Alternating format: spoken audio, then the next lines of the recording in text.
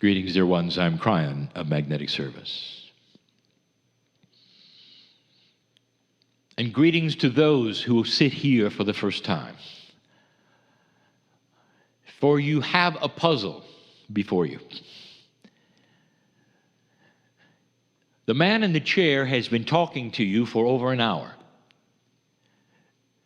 He sits in the chair and it's his voice yet again. And all that you have learned through your entire life about the reality of what is what and how it works say that the same guy sat in the chair and is talking again. And as many times as we have talked about it, it is the same for all. There is a bridge of belief that you cross when you sit in a spiritual place and you decide to worship. We're in a spiritual center at the moment. I know where I am. I know who is here. I know who's listening. Because I am in a dimensional place that has a reality that promotes that. It is far, far different than yours at the moment. And so what we have done in the past is ask you to get out of this box, a box that you say you're in because you need to be there. You need to be there because of mental survival. You cannot let yourself go into the la-la land of belief. And some of you say that's because there's just too many things there. But let me ask you, does this stop you? Does this stop you from meditating or for speaking to God in any way? Whatever God is to you, when you speak to God, do you have to then draw the logical line, sit and pant for a while and change energies? And the answer is no. Because it is inside and it's intuitive, right there with his hand out, asking you to be part of it all. I want you to cross this barrier and get used to it. Because eventually, dear human being, eventually human nature will require it. You'll start living differently. What you will call in another dimension, which is incorrect, it is simply living in more dimensions than you have. We have another name for it, and that's growing up.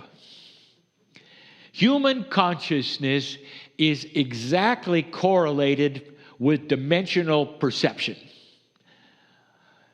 As a child, you were only aware of the survival of you as a child. And when you met other children, whether it was on the playground or in school or on the street, you acted like a child and you protected yourself and you were self-centered. And you knew about the bullies, and you knew of all of these things. This was survival at the most basic level. And as you grew up, you grew out of it. And the other children did too. As young adults, and we've said it so many times before, you acted differently, even toward the same individuals. You're grown up now, you might say. Even as a young teenager, and you were starting to figure out that throwing rocks and calling names, it doesn't get you what it gets you in order to listen. Peer pressure, all of these things, you grow through it and out of it until you're a young adult. Now you look at each other completely different. You enjoy each other's company. You solicit each other's company. You go places together. You enjoy things together. There's a camaraderie. This is another dimension. A belief as a child to an adult. This is what's going on with humanity. It's too simple, I know. How many times do we have to tell you that what you are seeing on the news and what is going on this planet, I gave you in 2011. I reminded you in 2012. And in 2013, I said, here it comes. And what you have is there are some that are still on the playground. And they're never going to mature. And they're always going to call names and throw rocks because that got them what they wanted all of existence of history before 2012. And that's changing. It'll change slowly as civilization grows up, just like it did when you were a child. And you know what I'm saying? Every year you came back to school wondering if the bully was going to change. And pretty soon you realized, no. And you went your way and the bully went his. 25 years later, you find out what they're doing, he's still a bully. His choice to go a direction that got him what he needed, and he's still doing it. If you catch the metaphor, there's nothing wrong with what's going on this planet at the moment, because light is starting to bring out the darkness, if you understand what I mean. And all through this, the invitation for humanity is to grow up. Now, the ones to grow up first are old souls, because you have had the most experience on the planet. I ask you yet again, what are you doing here? It's a beautiful Sunday, an afternoon in a place where the weather is good. You could be doing so many other things. And instead, you've decided to sit in a dark room and listen to a talking head in a chair. What are you doing? And I'll tell you what you're doing. There is something inside you that is knocking at the door and is saying, this is why you're alive. The timing of your life, dear one, is not an accident, old soul. The gender that you are is not an accident. The changes that are happening in your life, even as I'm in this chair, are not an accident. All of history resounded with your lives. And here you are today. In a world that is calm enough that you're out of survival and can start making the differences, you have the tools, and that is the experience. You can generate compassion easily because you know what it is. You can look at those who don't understand and just have compassion, and they will see in you a maturity that is attractive. They're going to want to be with you because you have answers to life.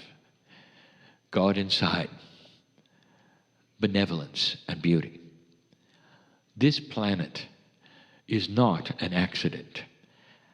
Tonight, I want to give you some things to think about regarding the planet Earth. I'm going to call it the benevolence of the universe on you. I also may name it, because of where I am, the big gamble.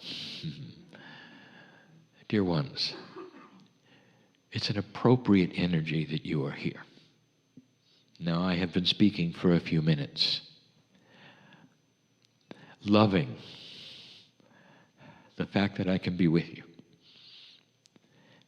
The Merkaba of each of you is an energy that is multidimensional, that you cannot see, but you know it is there. It is your antenna of sensitivity. It is the culmination of a multidimensional field around your DNA, which contains that which is your Akashic record and so much more, the very core of God within. I sense it and I feel it, and I see the love and the compassion, the dedication. I see the frustration.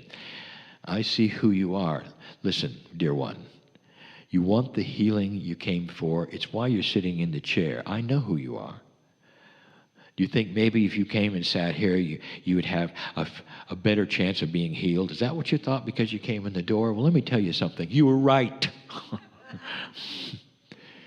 You got it right. But by sitting here and listening to the energy, you're not going to change. You're going to have to go through this door of belief and know that all that you want is already there inside, waiting to be done. If you will affirm it and know it's you, you deserve it. But I know you. You keep waiting for it to happen from the outside in. It's not going to work that way. It's the inside out. How much light do you carry? And you will say to me, not much. And I'll say, that is the problem. You don't know what I see. Take off the restrictors. Get out of the box and shine and walk out of this place healed, dear one.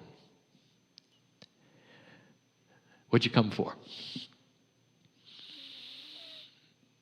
I want to give you information right now, and then we're going to close. The information is that every single one of you, even the drag along, is an old soul. You wouldn't come otherwise. There are some now even wondering whether this is real or the man in the chair. And I will say, there is going to be no proof except you becoming a little multidimensional. And if you do, you will see perhaps the truth. You will feel it within your innate, and you will know this is the real deal. And in the real deal, you will find only love, compassion, appreciation. Because that's who God is. Inside you. Never judgment. Never frustration or drama or anger. Always a loving energy looking at you, saying, good job. Let's do something else now, even bigger. And so it is.